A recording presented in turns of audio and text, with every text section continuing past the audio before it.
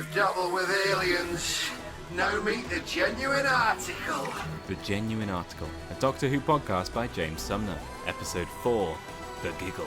As the 14th Doctor and Donna land in the 21st century, they find things amiss as everybody's gone mad. Finding themselves in a world where everybody thinks they are the winner, it becomes clear that we are trapped in a game of the legendary Toymaker, a villain of the first Doctor who hasn't appeared again in the main show outside of radio adventures and novelizations. This is also the last of the 3 specials, so has the important job of handing the baton over to our 15th Doctor. Did they stick the landing? This is what I thought.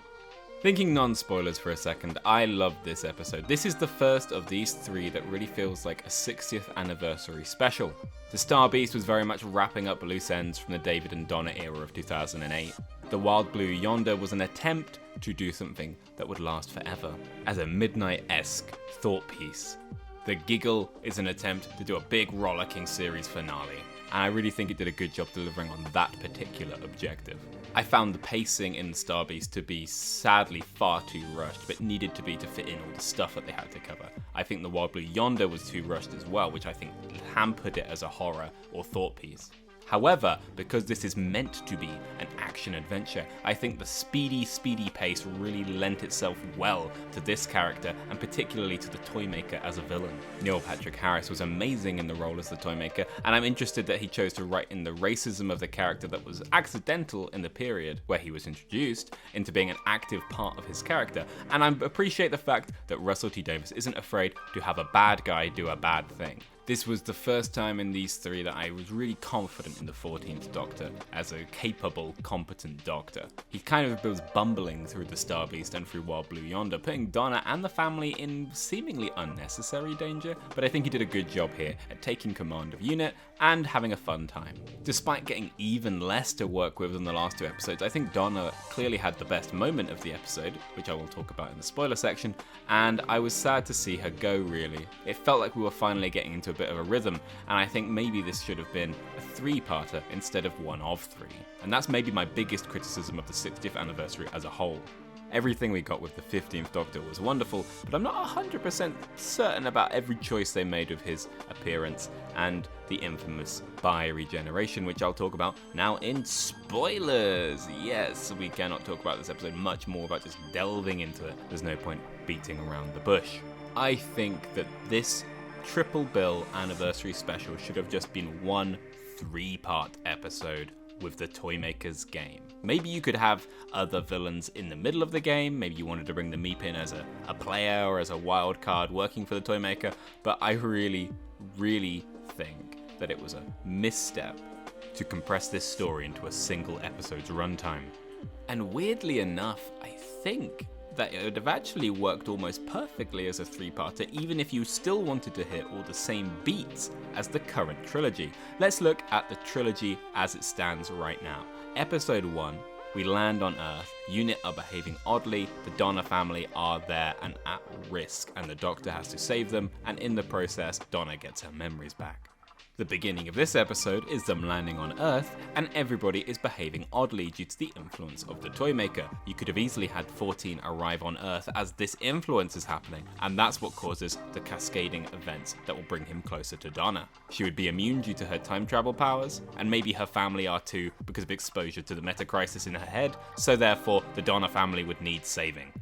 Episode 2, Wild Blue Yonder. It's a calm episode. It's an episode where the Doctor and Donna are trapped in a seemingly endless void corridor and they have to confront hard truths. Well, how could we have done that with this episode? Easily. When the Doctor and Donna go back in time to the Toymaker's shop in this episode to find out where he was based, they get trapped in an infinite corridor where Donna has to face nightmare dolls, which are infinitely creepier than the doppelgangers from last episode.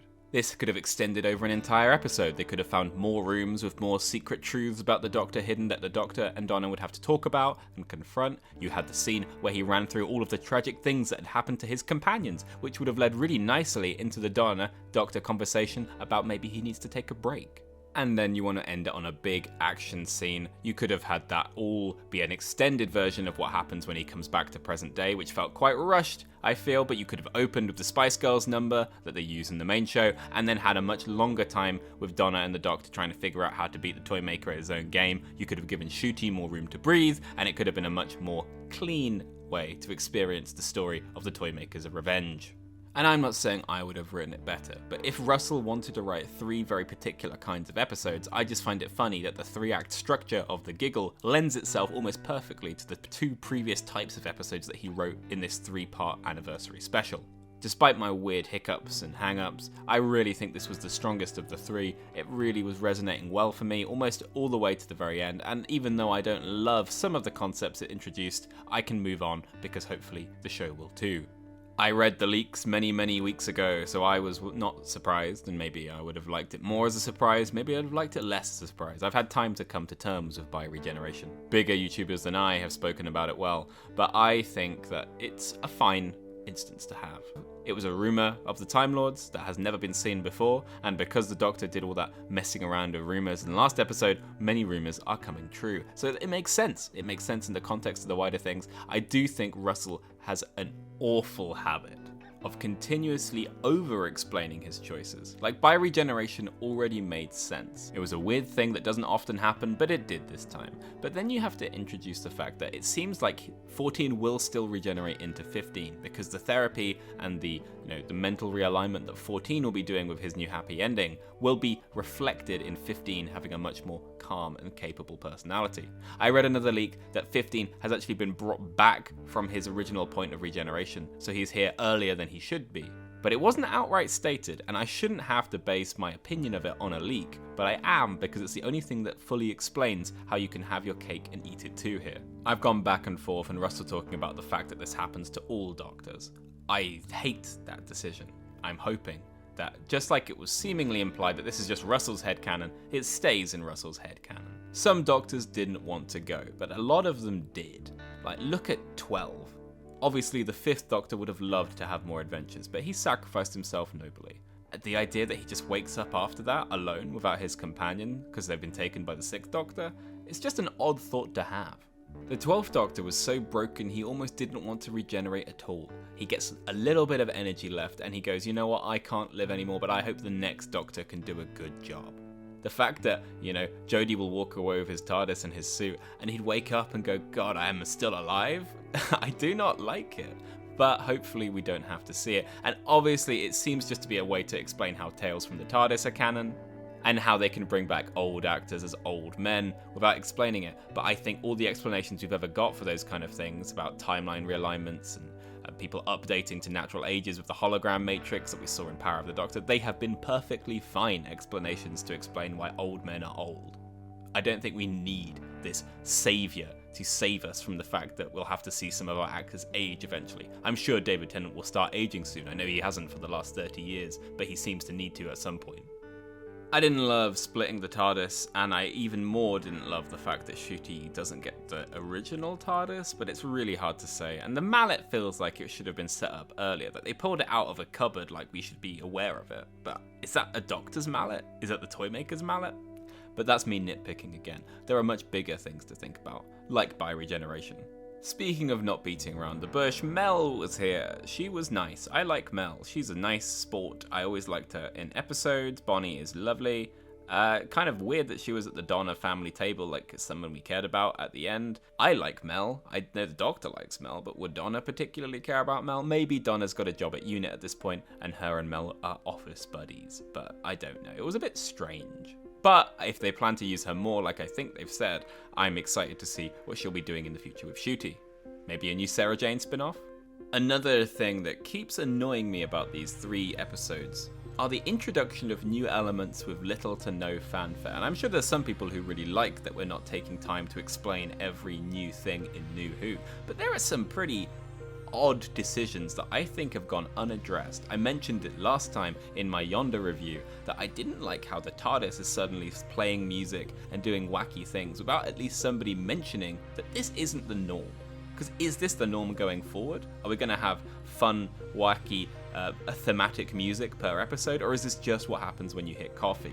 And then the episode before that, the sonic screwdriver is making force fields, it's making projection pads. I'm fine with this happening, but can we get an explanation as to why? An explanation in the show, not in a book. I don't know if there has been one in a book, but I bet, eventually that will get addressed in some big finish audio that I might not hear. And then this episode, the thing which really threw me is there's a robot in Unit, and I know maybe this is me being ridiculously petty, but when they walk into Unit and there is an alien-looking robot guy called the Vlinks, I think.